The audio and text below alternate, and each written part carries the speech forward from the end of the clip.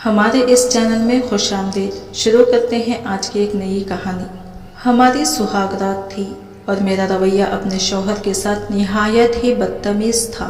میری اس سے نہ ڈرنے کی وجہ یہ تھی کہ میرا شوہر درمیان طبقے کا تھا، جبکہ میں ہائی کلاس کی تھی اور مالیاتی لحاظ سے بھی اس سے طاقتور تھی۔ میں نے واضح الفاظ میں اپنے شوہر کو کہا کہ میں اپنا جسم تمہارے سپرد نہیں کر سکتی۔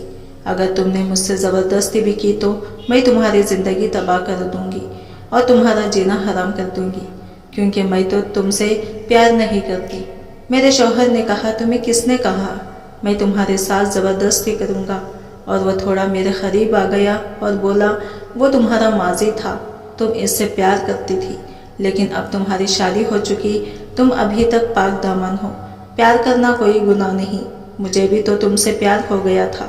دل پر کسی کا بھی زور نہیں چلتا، کب کس پر آ جائے۔ تم میری بیوی ہو، نکاح کے بعد اب تم میرے لیے حلال ہو، میں تمہیں قبول کرنے کے لیے تیار ہوں۔ اب تمہیں بھی اس کو بھولنا ہوگا، اب تم میری بیوی ہو۔ میں نے کہا، کوئی ضرورت نہیں مجھے بیوی کہنے کی، میں نے اگر تم سے شادی کی ہے تو صرف اپنے ماں باپ کے کہنے پر، اور تمہارے ساتھ شادی محض ایک دکھاوا ہے۔ میں اپنے خاندان کے ہاتھوں مجبور ہو کر بیائی گئی ہوں۔ میرے شوہر نے کہا کہ تم اس بات کا انکار بھی نہیں کر سکتی کہ تم میری بیوی ہو۔ ہمارے درمیان کافی دیر تک بحث رہی۔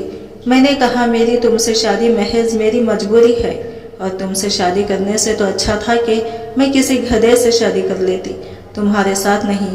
اور اگر تم واقعی مجھ سے پیار کرتے ہو اور مجھے خوش دیکھنا چاہتے ہو تو پلیز مجھے چھوڑ دو۔ میری بات سن کر وہ مجھ سے تھوڑا دور ہو گیا اور کہنے لگا، ٹھیک ہے، جو تم نے کہا میں نے سن لیا، میری ایک بات سن لو اور اس بات کو ساری زندگی یاد رکھنا۔ میں نے کہا، بولو۔ اب تو وہ کچھ دیر خاموش رہا اور پھر کہا، غصے کی حالت میں زبان سنبھال کر بات کرنی چاہیے، کبھی بھی سخت جملوں کا استعمال نہیں کرنا چاہیے، کیونکہ کچھ دیر بعد آپ کا غصہ تو ٹھنڈا ہو جائے گا، لیکن آپ کے کہے الفاظ اگلے انسان کو کتنی اذیت دے گے، اسے کب تک یاد رہیں گے، آپ سوچ بھی نہیں سکتی۔ اور اس نے مزید کہا کہ میں تم سے پیار کرتا ہوں اور تمہیں تکلیف دینے کا تصور بھی نہیں کر سکتا، میری تمہاری مرضی کے بغیر تمہیں ہاتھ بھی نہیں لگاؤں گا۔ اس کے بعد اس نے الماری سے اپنا کمبل نکالا اور صوفے پر جا کر الگ سو گیا۔ پھر رات کو کب مجھے نیند بھی آ گئی مجھے پتا بھی نہیں چلا۔ صبح جب آنکھ کھلی تو وہ کمرے میں نہیں تھا۔ میں بھی جلدی سے اٹھ گئی اور اس کا تحفہ جو اس نے دیا تھا وہ نیچے پڑا تھا، اور حق مہر کی رقم جو کہ 50,000 روپے تھی، میں نے دونوں کو پلنگ کے دراز میں رکھا دیا، زیور اتارے اور نہانے چلے گئی، اور پھر بعد میں اپنے کمرے میں آ کر بیٹھ گئی۔ اتنے میں باقی رشتہ دار بھی آ گئے۔ میرے شوہر کی خالہ اور پھوپھو تھی۔ میں نے انہی کے ساتھ ہی اپنے سسرال میں پہلا ناشتہ کیا، اور تھوڑی دیر بعد میری سہیلیاں بھی آ گئی اور سب باری باری پوچھنے لگی، کیسی تھی تمہاری پہلی رات، اور شوہر نے کیا گفٹ دیا، وغیرہ وغیرہ۔ میں نے سب کا حساب معمول جواب دیا، بس ٹھیک تھی، چونکہ ہمارا گھر ایک دوسرے کے قریب تھا، اسی لیے رخصتی سے قبل ہی ولیمہ ہو گیا تھا۔ اس کے بعد شادی کی باقی رسوماتیں ادا کی گئی۔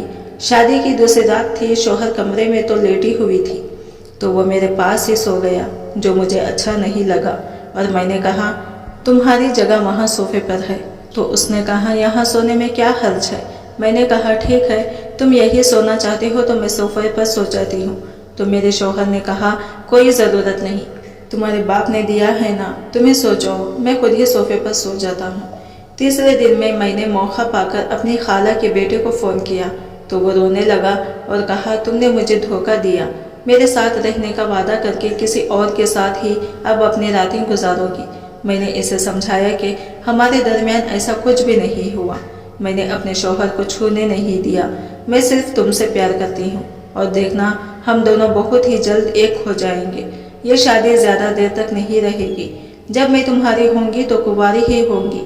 اگلے ایک ہفتے تک وہ مسلسل مجھے پانے کے لیے کوشش کرتا رہا، لیکن میں نے اس کو قریب نہیں آنے دیا، میں نے اس کو اپنے پاس نہیں آنے دیا، یہ ہم 3 لوگوں کے سوا کوئی نہیں جانتا تھا۔ شادی کے 10 دن بعد میرا باپ چلا گیا، جس کا مجھے ڈر رہتا تھا، اور میرے شوہر کے بھی سارے رشتہ دار چلے گئے تھے، اور شادی کے 2 ہفتوں بعد وہ بھی ملتان چلا گیا۔ शादी के 2 हफ्तों बाद मेरा शौहर भी मुझसे नाराज होकर मुल्तान चला गया। अब घर में मेरी सास, मेरा ससुर और मैं, मेरे शौहर की चिच्चा की फैमिली रहती थी। फैमिली ज़्यादा बड़ी भी नहीं थी और सब लोग मेरा अच्छे से ख्याल रखते थे।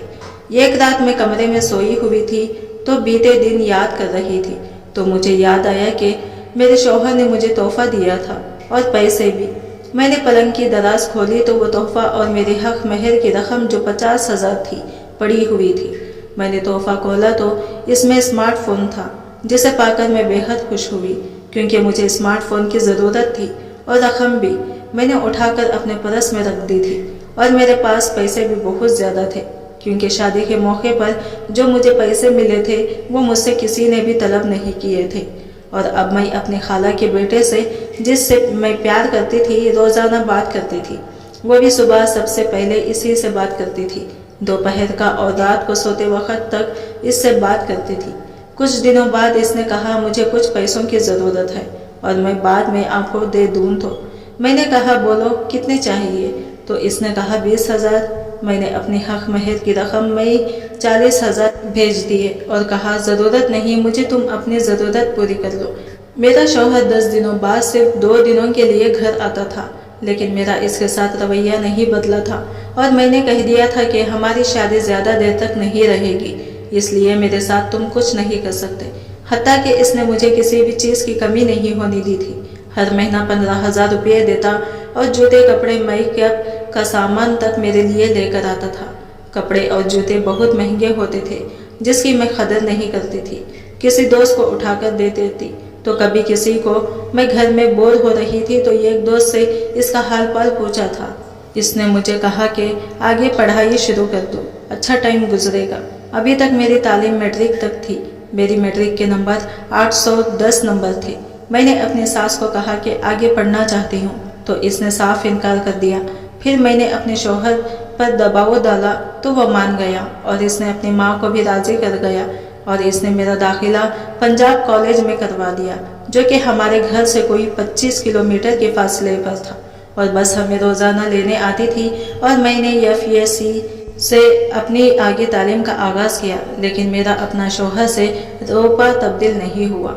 जब भी कभी वो मुझे फ़ोन करता तो मैं इससे रूखे दिल से बात करती और कहती जो बोलना है बोलो वरना फ़ोन बंद कर दो। 2 हफ्ते के दिन वापसी पर वो मुझे अपने साथ ही लेकर कॉलेज से आता था। कॉलेज में भी मेरे 2-3 लड़कियां अच्छी दोस्त बन गई थी, लेकिन वो मेरी अज़दवाजी ज़िंदगी के बारे में नहीं जानती थी। और जब भी मुझे लेने आता था वो मुझसे कहती तुम्हारा शौहर बहुत अच्छा, कितना ख्याल रखता है, तुम्हारा और किस्मत वालों को ही ऐसे जीवन साथी मिलते हैं। और मैं भी कहती हाँ बस ठीक है। हमारी शादी को 3 महीने हो चुके थे, लेकिन मैंने इससे कभी प्यार से बात तक नहीं की थी। खैर इसने भी कभी मुझसे ज़बरदस्ती करने की कोशिश भी नहीं की थी। हमारी शादी को 4 महीने हुए थे कि मेरी दूसरी फूफू की बेटी की शादी तय हो गई, जो कि बहावलपुर शहर में रहती है। मेरे शौहर के भी अपनी खाला के साथ अच्छे ताल्लुकात थे।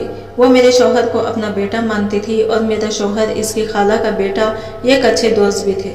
मेरे शौहर ने मुझसे फ़ोन पर पूछा कि शादी पर जाओगी, पर मैंने कहा नहीं, मैं पढ़ाई में मसरूफ़ हूँ, मैं नहीं जा रही, तुम चले जाओ। इसके बाद मेरी खाला का बेटा, जिससे मैं प्यार करती थी, इसने मुझे बताया कि वो भी अपनी माँ के साथ शादी पर आ रहा है, क्योंकि इसकी माँ और मेरी फूफू आपस में कज़िन थी। तो मैंने कहा पहले तो नहीं आ रही थी, अब आऊँगी। इसने कहा मैं मुंतज़िर रहूँगी आपका। तो मैंने भी कहा मैंने फिर रात को शौहर को फ़ोन किया और कहा मैं भी शादी पर चलूँगी। शादी पर मेरी सास और मेरा शौहर गए थे। हम 3 दिन पहले ही शादी पर गए थे। मेरी खाला अभी तक नहीं आई थी, वो अगले दिन आई थी। मेरी अपनी मोहब्बत से आमने सामने की मुलाकात 2.5 साल बाद हो रही थी। मैं इससे एक कमरे में मिली, हमने एक दूसरे को गले लगाया। अब हम एक दूसरे के सामने रहते थे, जबकि मेरा शौहर अपने कज़िन, जो कि इसका दोस्त भी था, इसी के साथ मसरूफ़ रहता था। मेरी खाला के बेटे, जिससे मैं प्यार करती थी, अब रोज़ मुझसे मिलता और हम अक्सर छत पर अकेले मिलते। मुझे इसकी नीयत कुछ ठीक नहीं लगी, लेकिन मैंने इग्नोर कर दिया क्योंकि मैं इससे बेइंतहा मोहब्बत करती थी। एक दफ़ा हम छत पर एक साथ बातें कर रहे, इसने मुझे एक अंगूठी तोहफा दी, जिसे देखकर मैं बहुत खुश हो गई और वो मुझे गलत तरीके से छू भी रहा था और वो बातें भी कर रहा था। इसने कहा जो हम शादी के बाद कर सकते हैं वो शादी से पहले क्यों नहीं। تو میں نے کہا نہیں، میں ایسا نہیں چاہتی۔ تو وہ مجھے زبردستی اپنے قریب کر کے ادھر ادھر چھونے لگا، جس کی میں نے مزاحمت بھی کی اور میں نے اسے رکنے کی بھی کوشش کی، لیکن وہ باز نہیں آیا۔ کچھ دیر تک وہ میں مزاحمت کرتی رہی، خود کو اس سے دور کرنے کی کوشش کرتی رہی، لیکن پھر میں نے بھی خود کی اس کے سپرد کر دیا۔ ابھی کوئی 1-2 منٹ ہی گزرے تھے کہ میرا شوہر وہاں آ گیا اور اس نے مجھے اس کے ساتھ دیکھ لیا۔ میرے شوہر نے مجھے میرے کزن کے ساتھ رات کے وقت تنہا چھت پر دیکھ لیا تھا۔ میرا شوہر میرے پاس آیا، اس سے پہلے میں اسے کچھ کہتی اس نے مجھے ایک تھپڑ مارا اور دوسرا بھی مارنے لگا تھا کہ اس کے اور میرے درمیان میری خالہ کا بیٹا میرا کزن آ گیا اور اسے روک دیا اور کہا تمہاری ہمت کیسے ہوئی اسے مارنے کی؟ میرے شوہر نے کہا بیوی ہے یہ میری، میرے آگے سے ہٹ جاؤ ورنہ تیرا وہ حشر کروں گا، ساری زندگی یاد رکھو گی۔ میرے کزن نے کہا میں پیار کرتا ہوں اس سے، اور اس نے میرے شوہر کا گریبان پکڑ لیا۔ میرا شوہر جسمانی لحاظ سے میرے کزن سے طاقتور تھا۔ میرے شوہر نے اسے منہ پر ایک کک ماری تو اس کے منہ سے خون بہنے لگا۔ میں اپنے شوہر کے آگے آ گئی اور اس سے کہنے لگی کہ تمہارا دماغ تو ٹھیک ہے، تم کیوں مار رہے ہو اسے؟ میرے یہ الفاظ کہنے کی دیری تھی کہ میرے شوہر مجھے ایک اور زوردار تھپڑ مارا تو میں نیچے گر پڑی اور پھر اس نے مجھے بازو سے پکڑا اور نیچے چلنے لگا۔ نیچے چلنے سے پہلے اس نے میرے کزن سے کہا تھا تجھے تو بعد میں دیکھوں گا۔ ہم نیچے اپنے کمرے میں آ گئے تو میرے شوہر نے کہا تمہارے ساتھ جو کرنا ہے وہ تو گھر جا کر کروں گا، یہاں نہیں۔ ہم 3 دن واپس لوٹنے والے تھے، لیکن صبح میرے شوہر نے کہا کہ ہم آج ہی واپس لوٹ رہے ہیں۔ اس نے کسی کی بھی نہیں سنی اور ہم اسی دن ہی گھر واپس لوٹ آئے۔ گھر آ کر رات کو ہمارے درمیان کافی بحث و تکرار رہی تھی۔ کچھ اس نے مجھے بولا تو بہت کچھ میں نے اسے بولا۔ آخر میں جو بھی چاہتی تھی میں نے اسے بولا کہ مجھے آپ سے طلاق چاہیے، میں تمہارے ساتھ 1 منٹ بھی نہیں رہ سکتی۔ تو اس نے کہا کہ میں ہرگز ایسا نہیں کر سکتا۔ میں نے کہا اگر تم نے مجھے طلاق نہیں دی تو میں عدالت میں چلی جاؤں گی اور کھلا لے کر لوں گی۔ کچھ دیر وہ خاموش رہا اور اس کے بعد جو اس نے کہا تو آگے سے میرا منہ بند ہو گیا۔ اس نے مجھے کہا مجھے بھی تمہارے ساتھ ساری زندگی نہیں رہنا، مجھے بھی خوش رہنے کا حق ہے۔ میں نے اتنا تم سے پیار کیا کہ تمہیں تکلیف دینے کا تصور بھی نہیں کر سکتا، لیکن تمہیں طلاق چاہتی ہو تو اپنے باپ سے پوچھ کر آؤ کہ میں طلاق لے کر آ رہی ہوں۔ تمہیں طلاق دینے کے بعد تمہارے باپ نے یا تمہاری فیملی نے مجھے کچھ کہا یا مجھ سے طلاق کی وضاحت طلب کی تو میں ان کو پھر سب سچ بتا دوں گا۔ تمہیں اگر طلاق چاہیے مجھ سے تو تمہیں مجھے ایک بات کی گارنٹی دینی ہوگی کہ تمہارے خاندان کی طرف سے مجھ پر کوئی سوال نہیں داغا جائے گا۔ مجھے پتا تھا جو سلوک میں نے اپنے شوہر کے ساتھ کیا ہے یا جو کر رہی ہوں، اگر میری فیملی والوں کو پتا چل گیا تو میرا باپ پکا تو مجھے نہیں چھوڑے گا۔ 2 دنوں بعد میرا شوہر واپسی ملتان چلا گیا، جبکہ دوسری طرف میرا کزن کا غصہ عروج پر تھا۔ اس نے کہا تیرے شوہر کو تو میں نہیں چھوڑنے والا، اب اسے میں جان سے مار ڈالوں گا۔ میں نے اس سے کہا کہ میں اپنے شوہر کو مارنا نہیں چاہتی۔ میرا کزن جو کہ بہت غصے میں تھا میرے شوہر کو گالیاں بھی نکالتا رہا اور کہتا رہا کہ اس میں اب نہیں چھوڑوں گا، جبکہ میرا شوہر اس نے مجھے تو کیا کبھی میں نے اس کے منہ سے گالی تک نہیں سنی۔ میرا شوہر غصے کی حالت میں بھی تمیز کا دائرہ نہیں چھوڑتا، عورت کی عزت کرنا اسے اچھی طرح سے آتا تھا۔ اس کے بعد میرے کزن نے میرے شوہر کے ساتھ فون پر رابطہ کرنا شروع کر دیا۔ وہ واپس اپنی ماں کے ساتھ کراچی نہیں گیا تھا، جبکہ وہ اپنے بڑے بھائی کے ساتھ لدھورا شہر میں رہنے لگا۔ ان کے پاس 2 گھر تھے، ایک لدھورا میں اور دوسرا کراچی میں، اور میرے شوہر اور میرے کزن کے درمیان اختلافات بڑھنے لگے۔ اس ہنسا میں میرا شوہر مجھ سے دور ہوتا گیا۔ جو ہفتہ 10 دن بعد گھر آتا تھا اب وہ کئی ہفتوں بعد آتا، اور موبائل پر جو ہفتے میں 2 سے 3 مرتبہ بات کرتا تھا اب کئی دنوں بعد تک فون کرتا۔ اور دوسرے دن میرا کزن اس کا مجھ سے رویہ خراب ہونے لگا اور وہ مجھ سے عجیب باتیں کرنے لگا اور مجھ سے جسم کی مسلسل مانگ رہا تھا، جو کہ اس بار میں نے سختی سے منع کر دیا۔ اب مجھے اپنے کزن سے فون پر بات کرنے کے بھی دل نہیں کرتا تھا اور مسلسل مجھے دھمکیاں دیتا رہتا کہ تمہارے شوہر سے بدلہ لینا ہے، اسے میں نہیں چھوڑوں گا۔ میں اسے سمجھاتی رہی کہ مجھے اسے مارنا نہیں ہے، کیونکہ اس نے کبھی مجھے کوئی تکلیف نہیں پہنچائی۔ جب وہ نہیں مانا تو میں نے پھر اسے کہا کہ اگر تم نے میرے شوہر کو ذرا سی بھی تکلیف پہنچائی تو میں تجھے پکا نہیں چھوڑوں گی۔ میں تمہیں سمجھا رہی ہوں کہ مجھے کچھ وقت دے دو، میں اپنے شوہر سے علیحدگی کا اختیار کر کے تمہارے پاس لوٹ آؤں گی۔ میرے کزن نے کہا تم مجھے نہیں چھوڑو گی، अपने शौहर की खातिर देखो अब मैं क्या करता हूँ इसके साथ। और इसने फ़ोन काट दिया।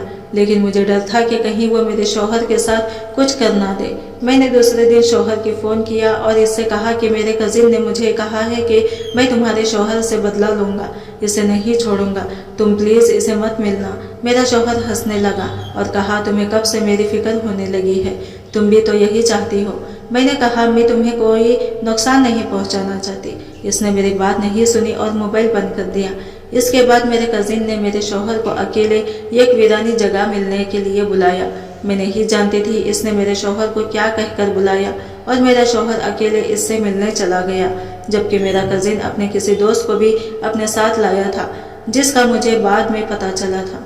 मेरे शौहर और मेरे कजिन के दरमियान क्या बातें हुई मैं नहीं जानती, लेकिन इसी मुलाकात में ही मेरे शौहर और मेरा कजिन की लड़ाई हो गई। इस लड़ाई में मेरे कजिन का बाजू टूट गया था, जबकि मेरे कजिन की तरफ से मेरे शौहर पर गोली चला दी गई, जिससे मेरा शौहर बहुत ज़्यादा जख्मी हो गया, जबकि मेरा कजिन और इसका दोस्त वहां से भाग गए। मेरे शौहर को गोली लगी थी और मेरा कजिन और इसका दोस्त वहां से भाग गए थे। मुझे इस बात का पता कॉलेज के एक क्लास फेलो से पता चला, जिसने मेरे शौहर को अपने भाई की मदद से हॉस्पिटल पहुंचाया और मुझे फ़ोन करके बताया, क्योंकि मैं कुछ दिनों से कॉलेज भी नहीं जा रही थी। जब मुझे इसने फ़ोन करके बताया तो मैं बहुत डर गई। एक लम्हे के लिए मुझे लगा कि सब कुछ ख़त्म हो गया, क्योंकि मैं शौहर से अलहदगी चाहती थी, लेकिन इसके बदले इसके कोई नुकसान नहीं पहुंचाना चाहती थी। मैंने जल्दी से अपनी दूसरी फूफू के बेटे को, जो कि मेरे शौहर का दोस्त भी था, फ़ोन किया तो इसने कहा मुझे पता लग चुका है और मैं वहीं जा रहा हूँ, लेकिन ये बात किसी को मत बताना अभी। और वो मेरे शौहर को मुल्तान में किसी निजी हॉस्पिटल में ले गया। मैं बार बार इसे फ़ोन करके पूछ रही थी। मेरे फूफू के बेटे ने कहा हॉस्पिटल ले आया हूँ, रात को ऑपरेशन होगा इसका, लेकिन जिंदा है अभी तक, बस दुआ करो। इस वक्त मैंने अपने शौहर की ज़िंदगी की दुआ की। फिर मेरी सुबह के वक्त फूफू के बेटे से बात हुई। इसने कहा कि रात को ऑपरेशन हो गया था, लेकिन अभी तक होश नहीं आया इसे। मैंने इससे हॉस्पिटल का पता पूछा और कॉलेज के बहाने अकेले मुल्तान रवाना हो गई। मैं कोई 10 बजे तक हॉस्पिटल जा पहुंची। जब मैं पहुंची तो मेरे शौहर को होश नहीं आया था और मेरे शौहर के साथ इसका कोई और दोस्त भी था, जो फिर कुछ लम्हे के लिए बाहर चला गया।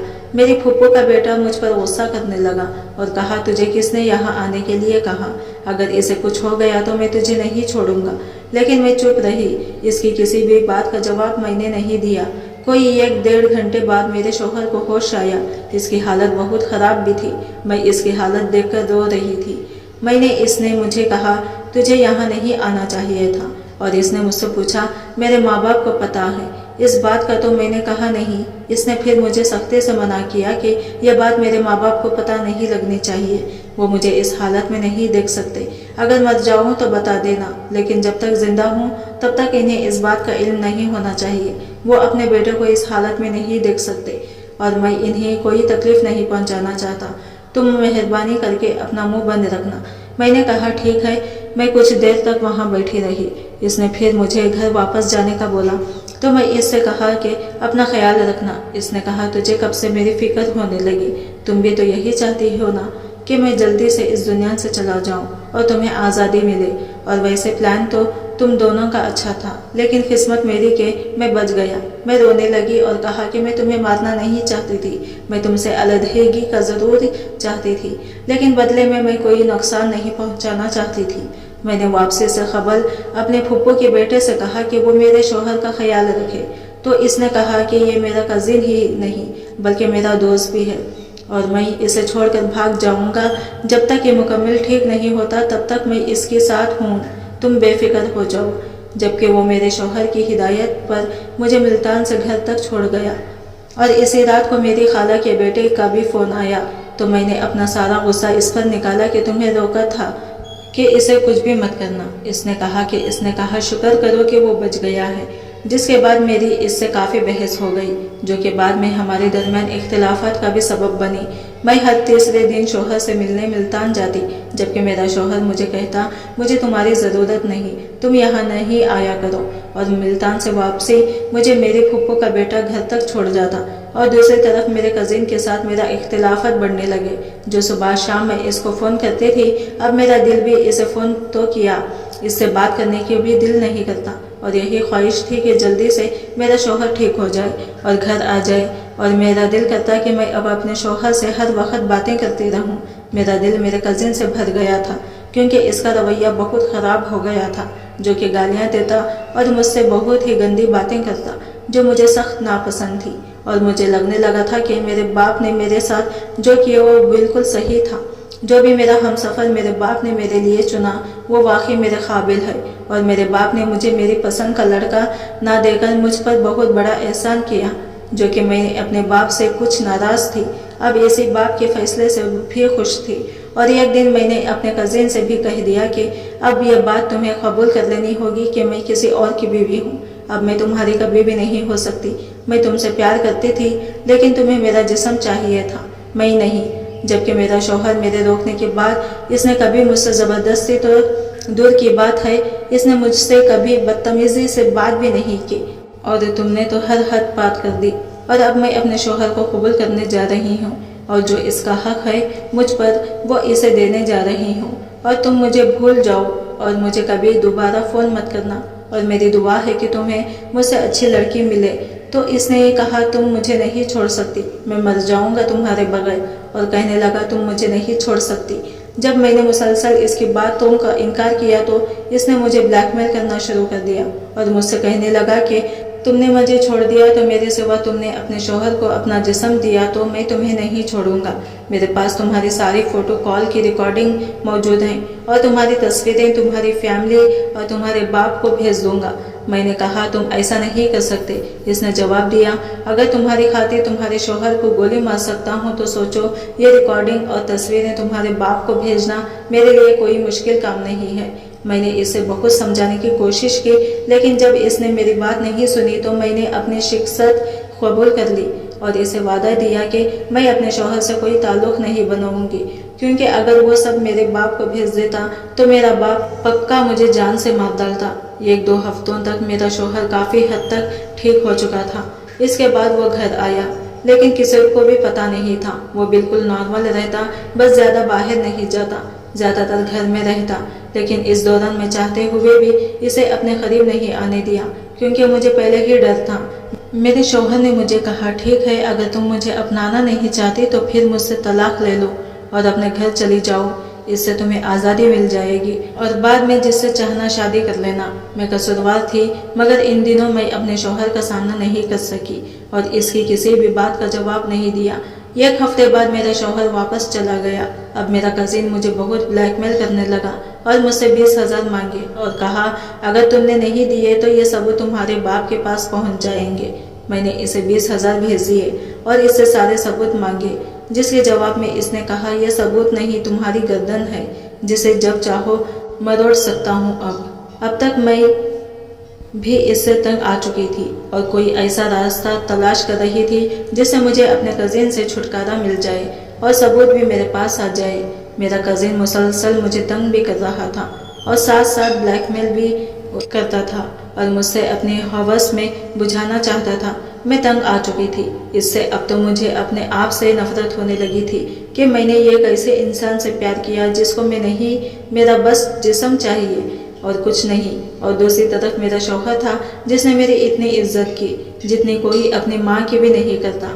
میرے شوہر کے ساتھ میری نفرت کب محبت میں تبدیل ہوتی گئی یہ تو مجھے اب پتہ لگ رہا تھا۔ کچھ دنوں بعد میرے کزن نے 50,000 کی مانگ کی اور کہا کہ مجھے بیک لینی ہے، مجھے 50,000 دو۔ میں نے جب منع کیا تو اسے دھمکی پر اتر آیا کہ تم مجھے نہیں جانتی، میں تمہاری زندگی تباہ کر دوں گا اگر تم نے مجھے پیسے نہیں دیے۔ میں نے کہا مجھے شرم آتی ہے کہ میں نے تم جیسے انسان سے پیار کیا، تم نے میرا پیار دیکھا ہے، میری نفرت نہیں، تم مجھے بھی نہیں جانتے، میں تمہارے ساتھ کیا کر سکتی ہوں۔ خیر میری دکھتی رگ اس کے ہاتھ میں تھی، میں اسے زیادہ کچھ نہیں بول سکتی تھی، اسی لیے میں اسے کہا کہ پیسے ابھی میرے پاس نہیں ہیں، مجھے 5 دن کا وقت دو، تمہیں پیسے بھیج دوں گی۔ اس نے کہا صرف 5 دن ورنہ چھٹے دن سب تمہارے باپ کو بھیج دوں گا۔ اب مجھے میرے کزن سے چھٹکارا پانا تھا اور اسے سبق بھی سکھانا تھا۔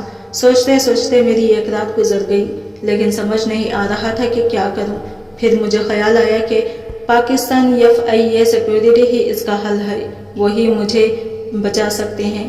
मैं FIA साइबर क्राइम वालों से राबिता किया और इन्हें सब कुछ बताया और शर्त रखी कि मेरा मुकम्मल पर्दा रखा जाएगा, हत्ता कि ये भी नहीं बताया जाएगा कि दरख्वास्त मैंने दायर की है। उन्होंने मुझसे हाफिज बुलाया तो मैंने कहा कि मैं हाफिज नहीं आ सकती। हमारी मुलाकात मुल्तान में हुई। 2 हाफिजर्स थे। मैं इनसे मिलने गई। हाफिजर्स बहुत अच्छे और ईमानदार थे और मैंने इनके सामने अपने कजिन से बात की और सारी बातें बेमिसाल सबूत हाफिजर्स के हवाले कर दी। उन्होंने मुझे यकीन दहानी करवा दी कि 2 दिन तक वो पकड़ा जाएगा।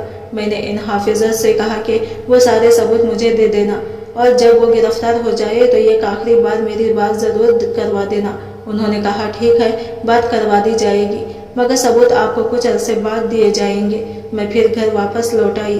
3 दिन बाद वो मेरा cousin FIA cyber crime security के हाथों पकड़ा गया और हाफिजर्स ने अपने वादे के मुताबिक मेरी इससे बात भी करवाई। मैंने कहा तुम तो बेहद सच्चा प्यार किया और तुम्हारी खातिर अपने शौहर से लड़ती रही। इसने कहा तुमने मेरे साथ अच्छा नहीं किया, अब सब कुछ तुम्हारे बाप को बताऊंगा। मैंने कहा कि अब तुम्हारे पास कोई सबूत नहीं, अब तुम इन्हें बताओगे।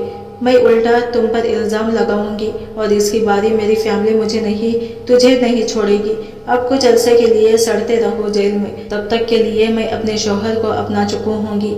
इसने कहा मैं कुछ नहीं भूलूंगा, मेरा इंतज़ार करना। इसके बाद हाफिजर्स ने कहा अब बेफिक्र हो जाओ, हम अच्छी सी खिदमत करेंगे इसकी। मैंने इन्हें कहा कि इसे मारना नहीं, बस कुछ अरसे के लिए जेल में बंद ही रखो इसे। और इसी तरह मैंने खुद को बदनामी से बचाना और अपनी हिफाजत के लिए अपनी ही मोहब्बत को गिरफ्तार करवा दिया।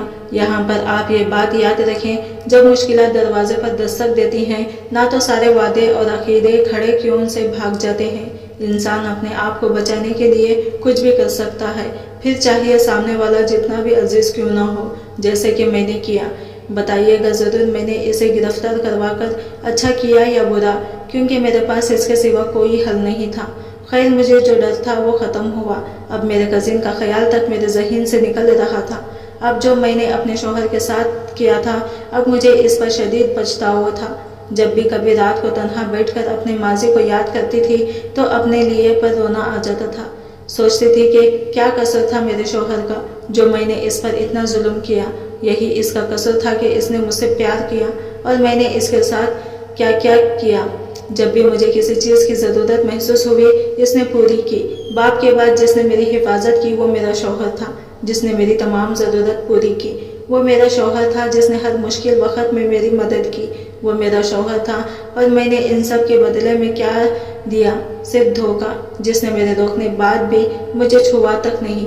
और इसकी जगह अगर कोई और होता तो वो मुझे जान से अगर नहीं मारता तो सारे जुल्म मुझ पर ज़रूर करता। मेरी सारी नादानियाँ और कोताहियों पर मेरे शौहर ने पर्दा रखा। यहाँ तक कि इसने ये बात भी अपने माँ बाप को नहीं बताई कि मुझे गोली लगी और मैं मौत के मुँह से लौटा हूँ। जब भी यही ख्याल आता था, सोचती थी कि वाकई मेरा शौहर मर्द है, इतना बड़ा दिल जिगर रखता है और मैंने इस इंसान के साथ क्या किया?